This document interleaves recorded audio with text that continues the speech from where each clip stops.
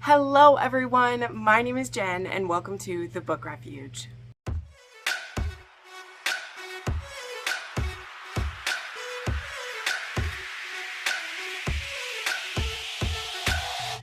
I am so happy to be bringing you my recap and review of Outlander Season 7, Episode 4, A Most Uncomfortable Woman.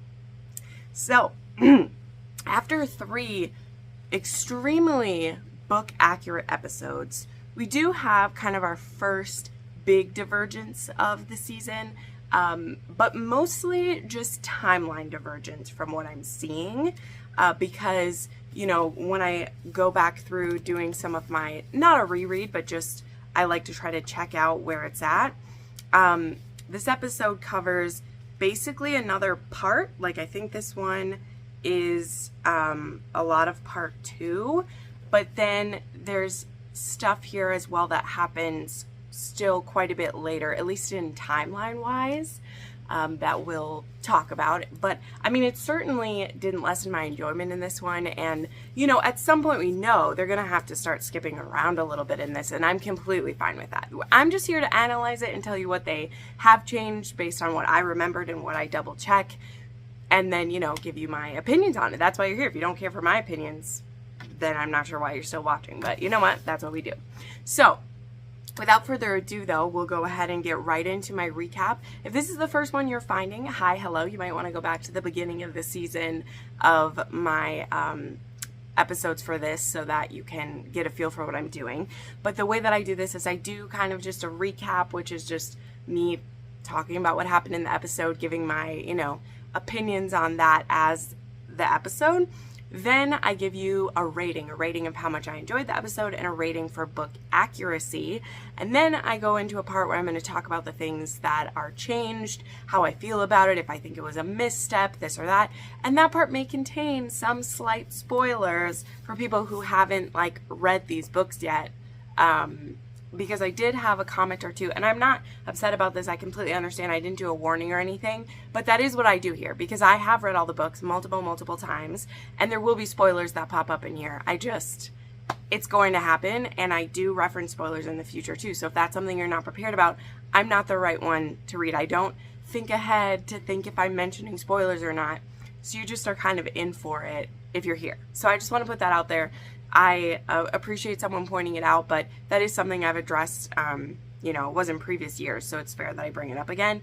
There will be spoilers for the book and spoilers for possible previous books because I'm going to talk about things as they show up in here, and the importance of that. So I just want to put that out there. That's a warning. There's a spoiler for the show and things that happen in the books because, well, this is my channel and I want to talk about the parts that I want to talk about with my viewers, and sometimes I want to talk about spoilers. So let's go ahead and get into the recap part of it. I need a drink, man. Whew. Also, my allergies are so bad today, so I probably will have to make lots of cuts or I have to blow my nose. Sorry, TMI. The first thing we start off with this episode is we get to see Mandy and Jemmy are growing up. Now, I believe it's supposed to be about a 2-year jump that we're seeing. They, of course, have to age the kids up a little bit. This was no surprise. We also had seen hints of this if you'd seen any promotional photos at all. They showed Bree with the 2 kids.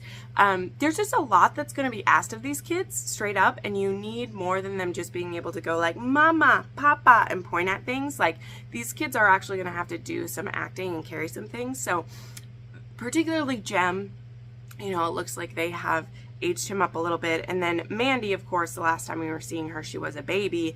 And there's some acting this little one's going to be asked to do as well. So I absolutely love them. They look so cute. I'm totally fine with it. I'm excited to see how they actually do when we get into some of the things that these kids will be a part of, but I love seeing who our new little actors will be. Also, I think Bree and Roger look great. I know the bangs are something I didn't mention them too much in the last one, but I think that Bree looks so cute, actually. I think she looks like just the perfect little mom at the time, which, you know, she's looking to get into a career that she had to leave behind to go rescue her parents back then.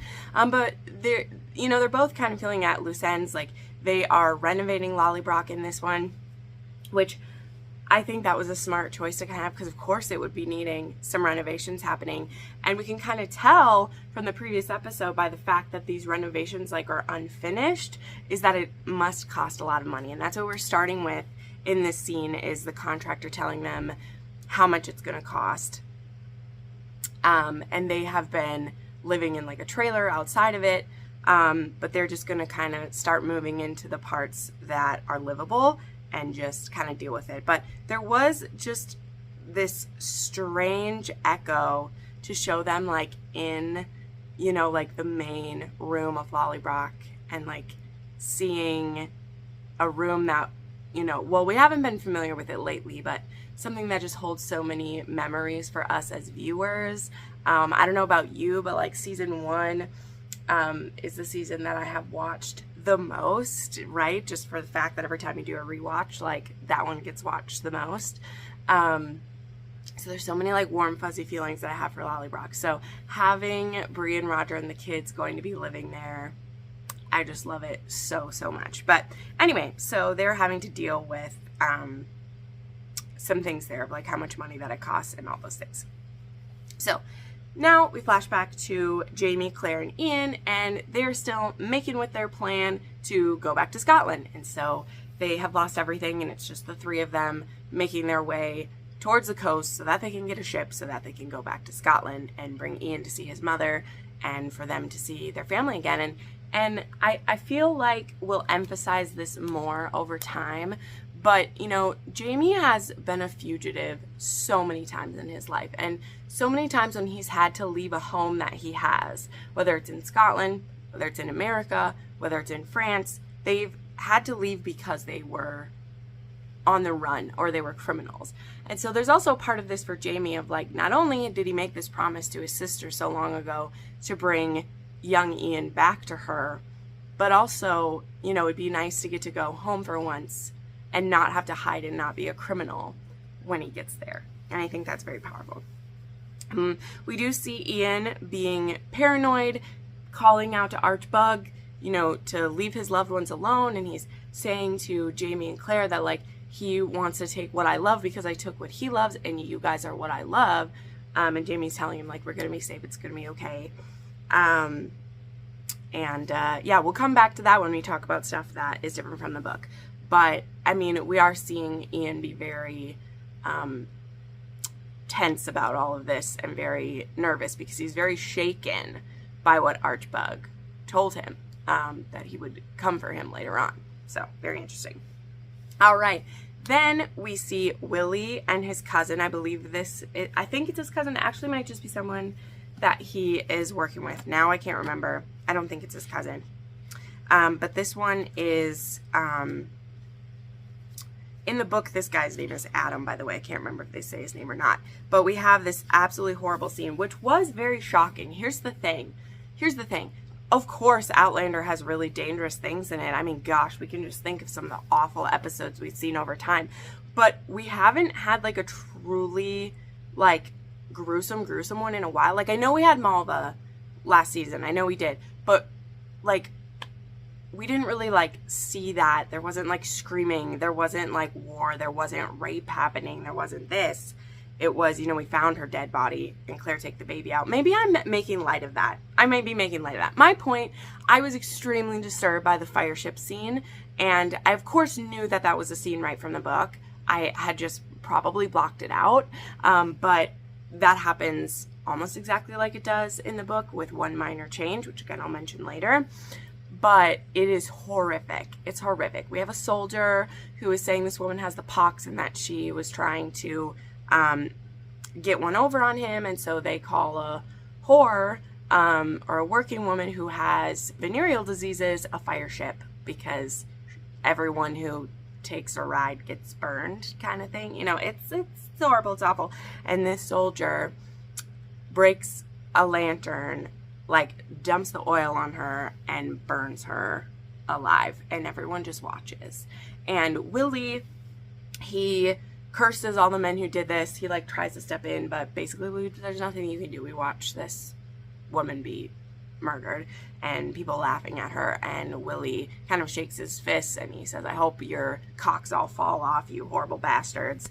And it's awful. It's awful. And a very, very shocking scene to see. And like I said, Outlander will sometimes have these very large pieces of violence where it's like a whole episode focused on something, and then sometimes, you know, like a battle or an assault or something like that. And then sometimes there's just these like, I mean, they feel just like everyday evil things we come across, and we're just reminded it's a dangerous time to live in. Like, it just is. So poor Willie gets a little bit shocked by that.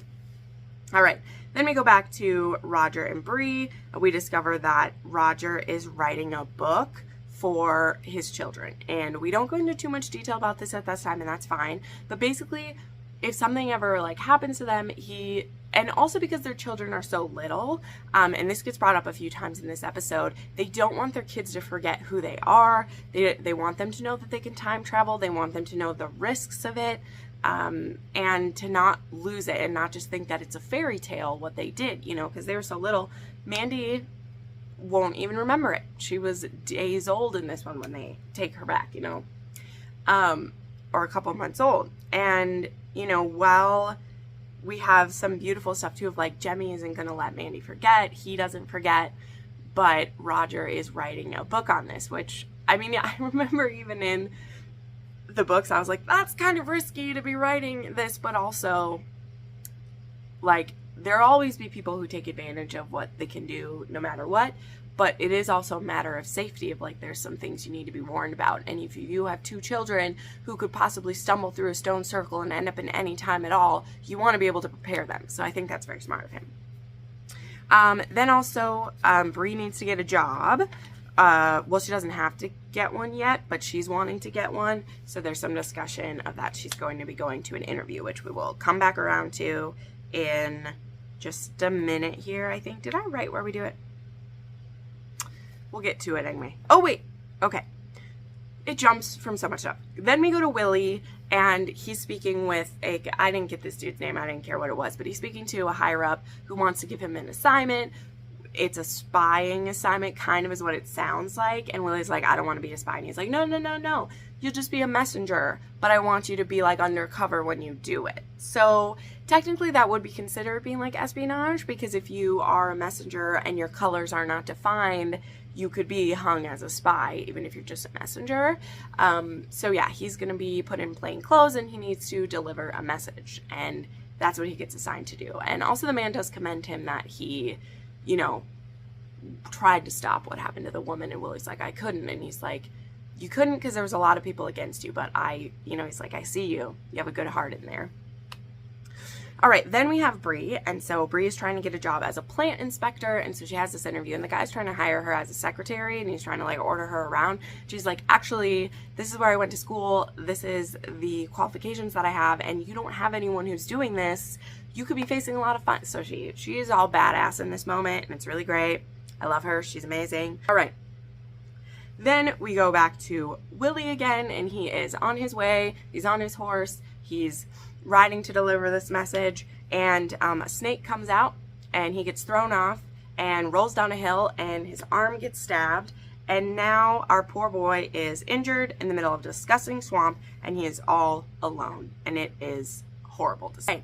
Then Jamie and Claire have made it to town, and they are trying to get ready to go to Scotland and head out, and then Jamie gets conscripted and is getting brought into the Continental Army by, you know, having been a part of the Sons of Liberty. They're trying to rope him in, and he's like, you wouldn't do that to me, would you? And he's like, I will do what I have to. And this is someone that Jamie had saved before, and the guy's like, you saved my life so that we could do this now. We have to do this. We have to stand up. And, you know, we'd spoke in a previous episode about the fact that, you know, Jamie, he really wants to be done fighting in wars. He really wants to be done with that. But he also really doesn't want to be across the rifle from William, which he knows that he would be on the side of independence. He knows his son is a English lord. It's very possible that they could be across, but it looks like he's not going to have a choice. So him and Claire talk about it, and Claire tells him, like, at least I can promise victory this time. And so Claire says that she's going to join in. They're going to need doctors, and she's like, we're not going to be separated again. That's not how this is going to work. And this is about to begin a part of, like, a very dangerous part, but something that I absolutely love. I love when Claire and Jamie are, you know, they've reached the point in their lives now where they're like, it has never gone well for us to be separated, ever. So we're just not going to let that happen. And thankfully, Claire has, you know, very important skills that people would not turn away from her. And, you know, there are skills she'll be able to offer that even doctors of their time wouldn't be able to. So that's very beautiful to see. And then we also have Ian, because Jamie's trying to encourage Ian to still go back to Scotland. Like, you don't have to be a part of this. And Ian says some really beautiful things where he's like, you know, I love this country. I want to be here. I want to fight for it too. And he said, we will get back to Scotland someday, but our country needs us here now. And he's like, he says, there's already some native tribes that are working with the British, but there is whispers that there will be some that would stand with the Continental Army. So maybe I could be a liaison for him. So that is what Ian is planning to do. So then we go back to the future time, and Roger is having a little bit of a crisis. He's happy that Bree's getting a job, but he's feeling like he's failing. You know, the last words that Jamie said to him was, take care of our girl, make sure you provide for her. And Roger feels like he's not doing that. And, you know, Bree is being encouraging to him, but also it's clear that Roger needs to find what his purpose is going to be. Now, I didn't write this in my notes, so I'm going to mention part of it here. I know it'll come back around again, but there are some little rumblings that are happening with the children. There is food that's disappearing. There is Jemmy saying that he's talking to different, that does happen later in the notes, but we're mentioning it now anyway. These are just starting to pop up when we're in the future time, is some interesting things in their house, and we don't know if it's just their kids with very active imaginations or if maybe it's more going on. Who knows? Who knows? So then Willie is having a very, very bad day. He is stumbling around. He doesn't have his horse. He's injured, and he runs into an Indian, or who he thinks is a native, and it's actually Ian. And this is a very, very cool scene right here, although it isn't the funnest to look at. Ian does his best to kind of clean out the wound because it's getting infected, and they talk with each other enough that Ian discovers who he is, because he says what his name is, and Ian is like, yeah, I know you. My uncle used to be a groom for you. And also, I don't know if Ian knows who he is in the show. I can't remember now if he knows, but I can't remember if he knows. But either way, he knows who he is when he said, like, he's like, oh, this is Lord John Grey's son, and we see Rollo with him, and he's trying not to die, basically. That's where we're at. Okay. Then we have one of the scenes I had most been looking forward to in this season, and it blew me away. I cried so hard, you guys. I was saying this last night. I was like, this is an episode where I wasn't supposed to have to cry about anything, and I literally was sobbing, because it's all to the acting, completely to the acting. But Claire's in town, and she runs into Tom Christie, who smooches her, and she's like, holy shit, what's happening? And they're both like, you're supposed to be dead. No, you're supposed to be dead. And then we go to have a talk, and we find out a lot of things. So we have an awkward conversations coming up right here, but Tom is in like such awe that she's alive. God, this is such a beautiful scene. I could literally go word for word for it, but I'll just mention some of my favorite parts. Like, we find out some important things, that Tom is the one who wrote the obituary, and part of it was that he'd heard from someone else that the place had burned down and that no one had like heard of it. And he wanted there to be a record in history that they had passed. And so he went and placed the obituary, which is why it was incorrect and why, you know, they hadn't actually died, but he had heard that the house had burned down and no one had like seen them. And through the rumor mill, he thought they were dead. So he placed this this obituary of their death because he wanted to mark it. Which there's so much cool stuff to all of this. Like just the layers that is put into this is fantastic, right? He says to her, he's like, I couldn't put flowers on your grave. And so I just, you know, he was like, I prayed for you. And she asked what he prayed for. And this is when he says, you are a most uncomfortable woman. And he tells her that he asked God why, you know, and there's so much hidden behind that. Like, why do I love this woman? Why did she die? Why have I only loved women who can't love me the way that I want? And it's not that Tom is all of a sudden redeemed by all of this, right? But there is something about it that a man who can love kind of selflessly that way can't be completely evil. And I think now that we have a clearer picture of the full life of Tom Christie, like we can see this as a man who has evolved and changed over time. Like he's not the same man who went into the Rising. He's not the same man who came out. He's not the same as he was after this weird incestuous things that he saw going on in his life. It's also clear that, you know, he doesn't know that like Alan is dead. She doesn't tell him that Ian had, you know, done that him in. Just best he thinks he's off and he'll never find him again. But it's a really touching scene. And he has this quote, which I won't get the whole thing right because I didn't write it down, about, you know, the woman that he's loved. And, you know, maybe she still is a witch, but he doesn't regret that he loved her. And, you know, they both have saved each other's lives. And her fixing his hand helped him be able to have a job where he wasn't able to, you know, even when he tried to turn himself in for this, then the governor didn't have the power to have him executed anyway. And so he was able to, you know, get away and live his life now. And so, yeah, it's a really powerful scene. And again, the acting is stunning. It's stunning, you guys. Like, just so powerful. The way that, I think this actor's name is Mark Jones. I think it's Mark Jones. The subtleties of his acting and just the heartfelt. You can feel both his heart, like, so happy she's alive and also, like, broken at the same time because he can't have her.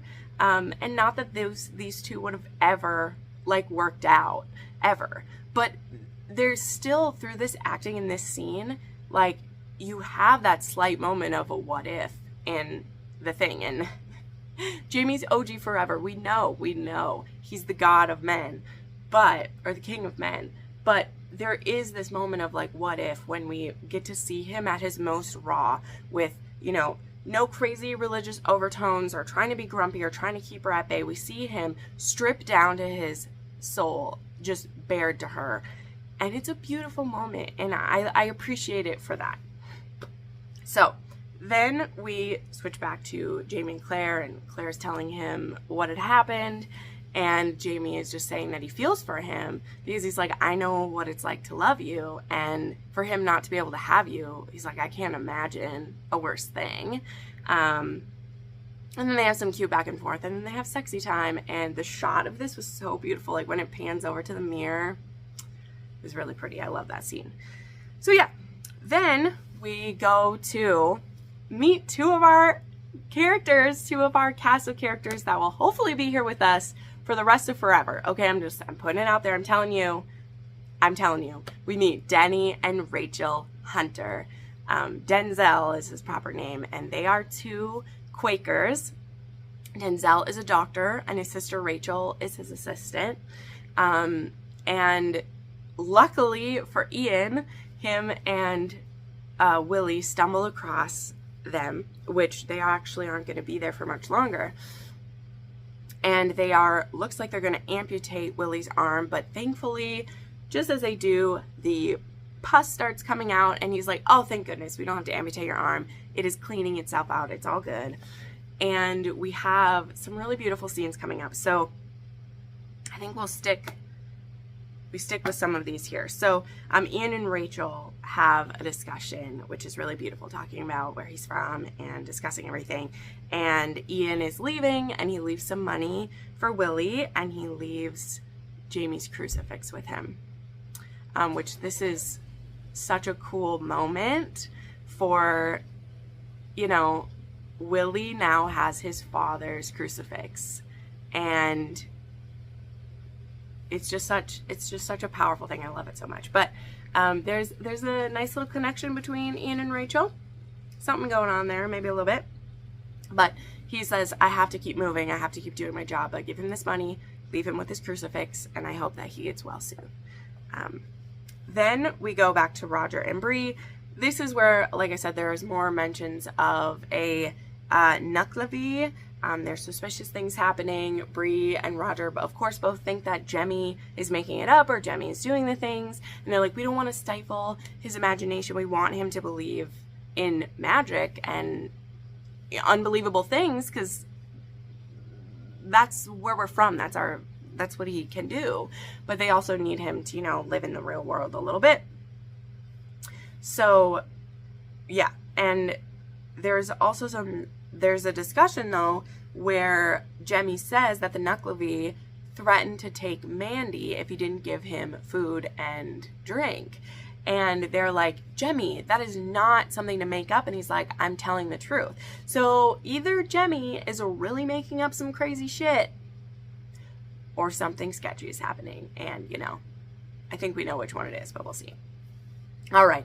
Then we have a scene of Willie and Rachel. She is shaving him, and there's some flirting going on. She's discussing that they were kicked out of their meeting, which is what a group of Quakers call their group. It's called a meeting of friends, because Denny voted to help the revolution. He was kicked out because they don't believe in war. They're pacifists, and he doesn't want to do war, but he wants to offer his skills as a doctor to the Continental Army. So that's what they're on their way to do. Like another surgeon that we know, right?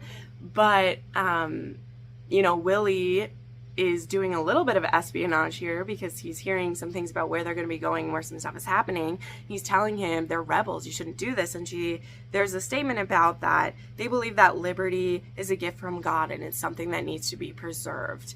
And that's very powerful, and I can't wait to hear Denny say some of these things himself. I love Denny, so I'm very excited for that. And then our very last scene is Jamie and Claire arriving at Fort Ticonderoga, which pretty historic place anyway, so things are going to get dramatic. So there we go. We have finished the recap portion of this. I got a little out of control with some of these today, but we're still doing pretty good here. So, my rating for this, as just watching an episode, I say this one was about a 7. I still enjoyed myself quite a lot. I still had the really powerful scene with Claire and Tom, liking where we're going. When I kind of look at other episodes we've seen so far, it rates about a 7 out of 10 for me. Still really, really liked it, right? Now for book accuracy rating, I would say, and this one is tough, we're going to get into a lot of it, that to me there wasn't any made up content in this. We haven't had any crazy changes that have happened in seasons past. But we are now kind of jumping to different places in the book. So I think I would also give this one a 7 out of 10 for accuracy, because again, there isn't stuff that's wrong, but compared to some of the previous episodes where we literally did a whole part all the way through, this one now we're getting things from part 2 and part 4, and we're pulling them all around. So that's what I would probably give it for that.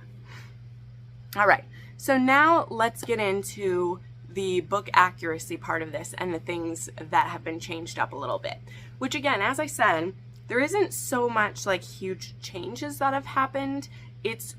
We're pulling stuff from different places. So just a few things, one that I had said is that, so William actually isn't the one who curses the men for killing the woman. It's another whore who's like up in a room, and she says, I hope all your dicks fall off.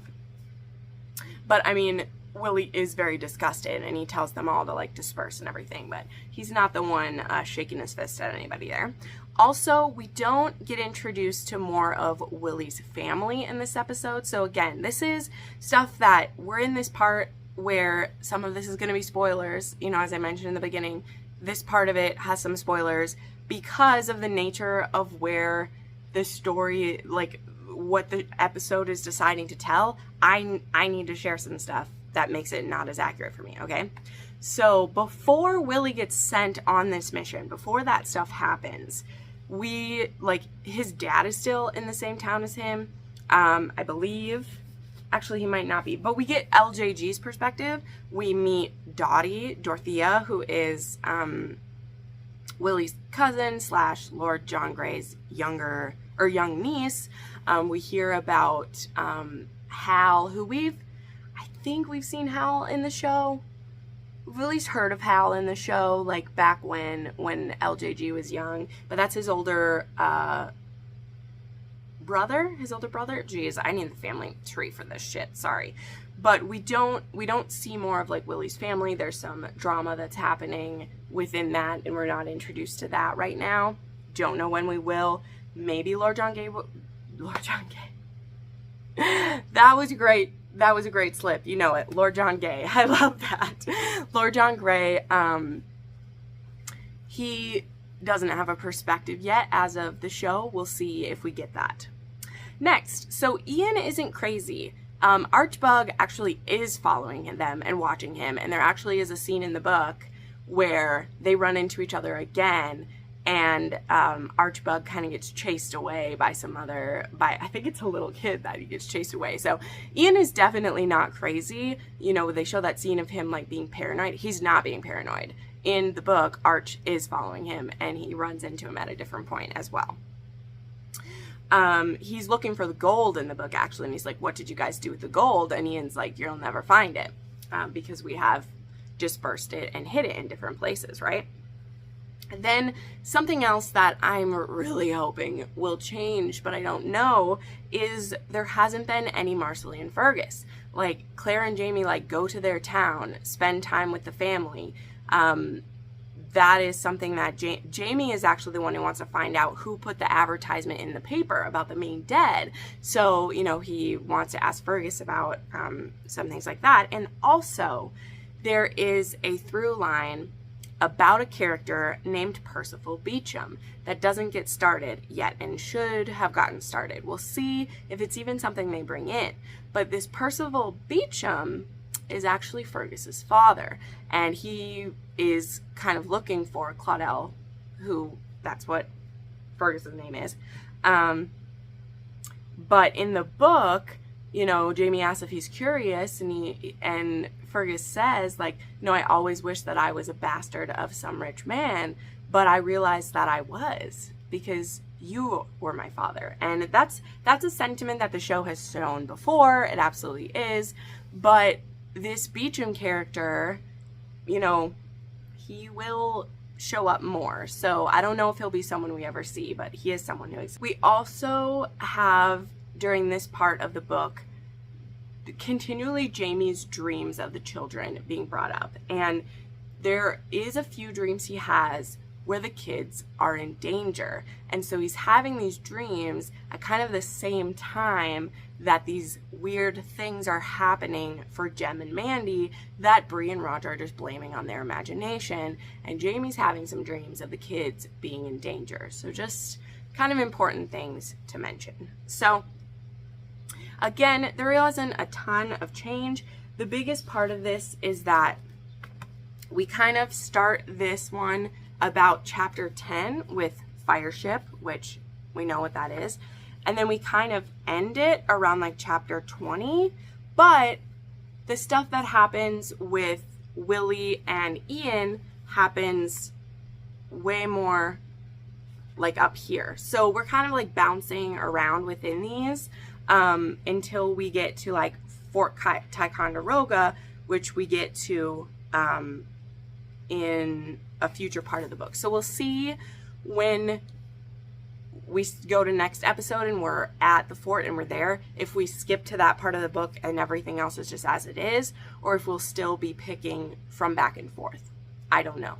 But time is passing pretty quickly in this beginning part because we have people traveling around and stuff happening. So it's nothing too big. I'm still very much enjoying this. There hasn't been any changes where I've been like, screw you guys, you're pissing me off. Like, again, you know, we won't speak of season 5 and stuff that happened there. But honestly, it's so much more true to it, and I'm enjoying everything that I'm seeing. So thank you so much for watching my recap and review of Outlander Season 7, Episode 4. Let me know some of your favorite parts. And of course, please always feel free to correct any of the stuff that I said that isn't true. I haven't like reread Book 7 while I'm watching this. I picked through it afterwards to look for those changes, so I definitely missed some stuff. Feel free to put that down below. Just be respectful about it because this is all in good fun. I just like to create the forum where we can discuss what's going on. So I'd love to know what you're thinking of it. What are you thinking of some of these new characters? I know we haven't seen a ton of Willie yet, but I'm really kind of liking what we're seeing with that. I'm also loving, I mean, I love that we saw Denny and Rachel, and I can't wait to see more. So thank you so much for watching this, friends. I will see you next week. Bye.